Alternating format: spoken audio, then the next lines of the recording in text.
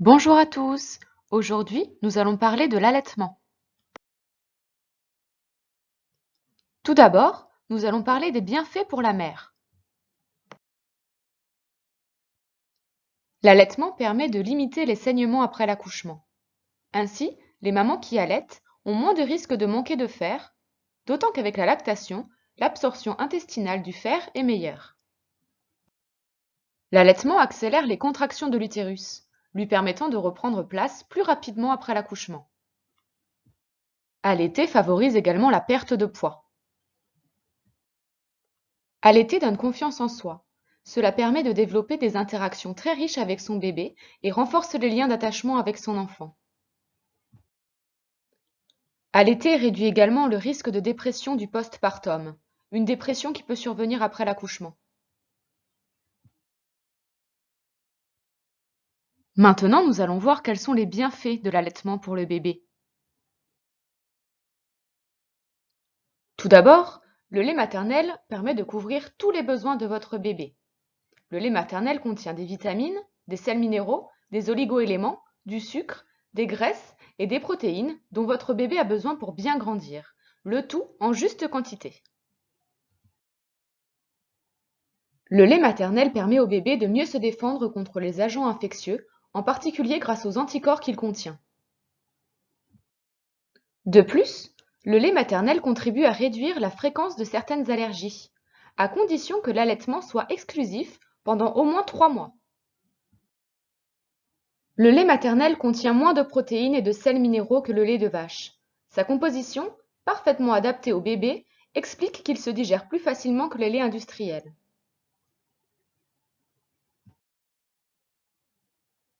Et enfin, l'allaitement maternel favorise les interactions entre la mère et son bébé. Le colostrum, qu'est-ce que c'est?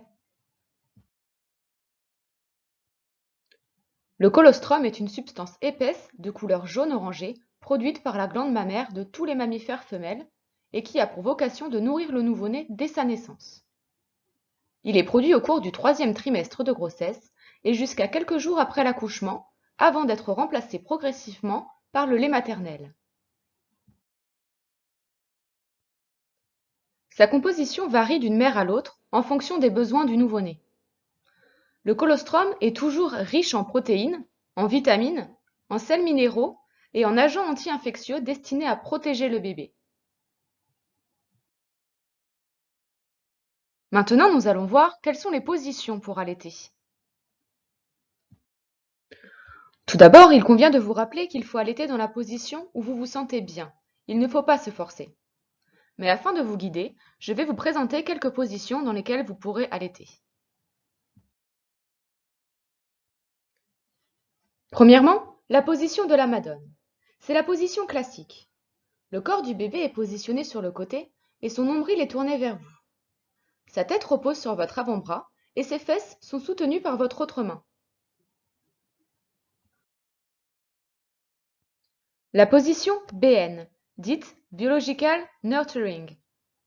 Avec cette position, et de façon naturelle, votre bébé va ramper vers votre sein et lever sa tête pour prendre le mamelon dans sa bouche. Il s'agit d'un réflexe moteur.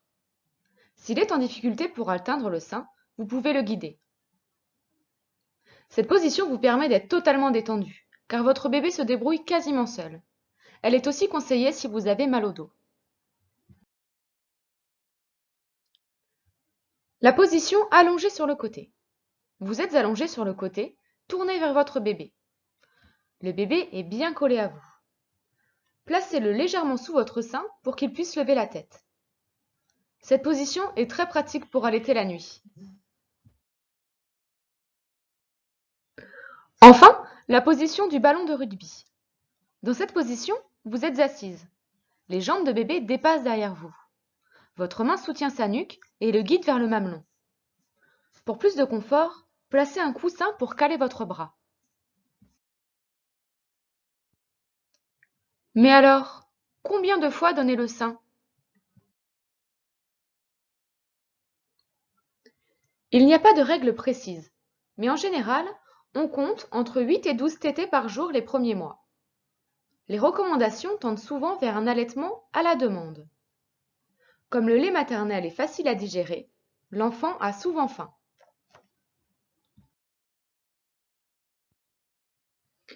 Mais comment puis-je être sûr que le bébé a assez mangé? Si votre bébé mange assez, il mouillera suffisamment de couches et aura des selles régulièrement. On comptera entre 6 à 7 couches mouillées par jour. Si le poids de votre enfant augmente suffisamment et régulièrement, vous saurez qu'il mange assez. Un bébé repu aura tendance à s'endormir après la tétée. En tous les cas, il sera apaisé. Vous pouvez également apprécier la texture de vos seins. S'ils sont plus mous après la tétée, c'est que le bébé a bien mangé.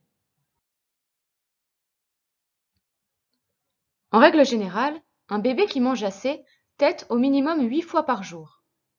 Vous pouvez également l'observer pendant la tétée et le voir ou l'entendre avaler.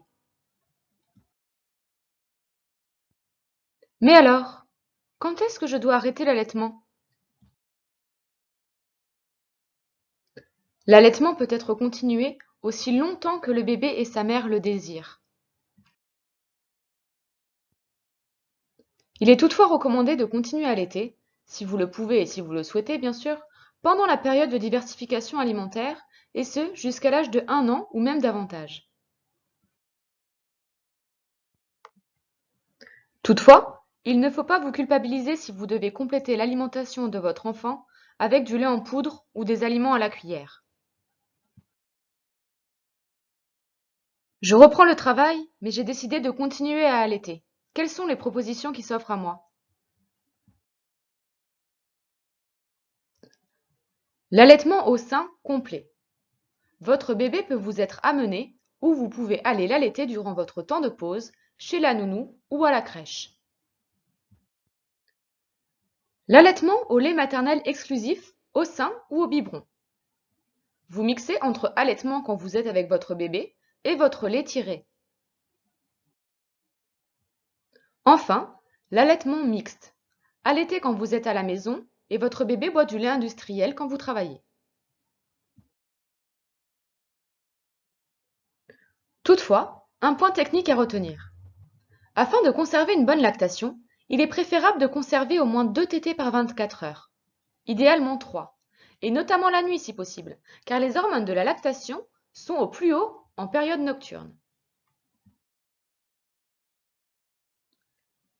Et si je fais le choix d'un allaitement au sein ou au lait tiré, comment conserver mon lait maternel? Après avoir tiré votre lait, et si vous conservez votre lait à température ambiante, il sera possible de le consommer dans les 4 heures qui suivent. Si vous conservez votre lait tiré au réfrigérateur, celui-ci pourra être consommé dans les 48 heures. Lorsque vous congelez votre lait maternel, celui-ci peut se conserver durant 4 mois. Lorsque vous décongelez votre lait maternel, il se conservera 2 heures à température ambiante et 24 heures maximum au réfrigérateur. Si vous avez fait le choix de ne pas allaiter, ou si vous pouvez tout simplement pas le faire, nous allons maintenant parler du lait infantile. Très proche du lait maternel, le lait infantile est obtenu à partir du lait de vache. Il est enrichi en fer, en vitamines, en calcium et en acides gras essentiels. A l'inverse, il est allégé en protéines. Pendant ses premiers mois, le lait est l'unique aliment de votre bébé. Il doit donc lui apporter tout ce qui est nécessaire à son organisme pour se développer. Puis, au moment de la diversification alimentaire, lorsque vous lui ferez découvrir ses premières purées de légumes et compotes de fruits, le lait devra être moins riche, car une partie de ses besoins nutritifs sera satisfaite par le reste de son alimentation. Vous utiliserez alors un lait de suite ou un lait deuxième âge jusqu'à la fin de sa première année. En cas d'allergie, d'intolérance ou de régurgitation, il existe des laits spécialisés. Je vous invite à vous rapprocher de votre pédiatre ou de votre généraliste afin de trouver le lait qui correspondra à votre bébé. Nous allons voir à présent comment préparer un biberon. Tout d'abord, versez la quantité d'eau froide ou à température ambiante nécessaire dans le biberon. Utilisez de l'eau minérale adaptée à l'alimentation des nourrissons. Ensuite, ajoutez la dose nécessaire de poudre à l'aide de la mesurette présente dans la boîte. La mesurette doit être remplie à ras-bord, à raser. Pour la raser, vous pouvez utiliser le bord adapté de la boîte ou une lame de couteau bien propre. Ensuite, il faut compter une mesurette pour 30 ml d'eau. Ensuite, vissez la tétine et la bague et remettez le capuchon du biberon. À présent, agitez le biberon environ 10 secondes horizontalement, puis 10 secondes verticalement. Il n'est en général pas recommandé de rouler le biberon dans ses mains.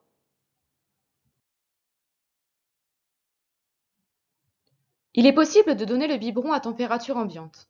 Cependant, il est de plus en plus recommandé de faire tiédir le biberon à 37 degrés. Une fois préparé, le biberon doit être donné dans la demi-heure qui suit.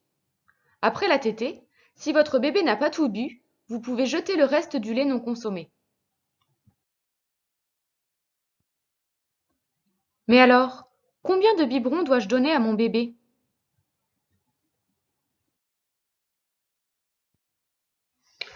Pour cela, il vous faudra diviser le poids du bébé par 10 et ajouter 200 à 250 ml. Cela vous donnera la quantité de lait à boire par 24 heures. Par exemple, si votre bébé pèse 6,2 kg, il vous faut faire 6200 divisé par 10, cela vous donne 620. À 620, ajoutez 200, cela vous donne 820. Et la quantité journalière de lait pour le bébé est de 820 ml. Si vous avez des doutes ou des questions, n'hésitez pas à vous rapprocher d'une conseillère en lactation au sein d'une PMI ou de votre pédiatre. Merci de m'avoir écouté et à bientôt sur notre chaîne YouTube.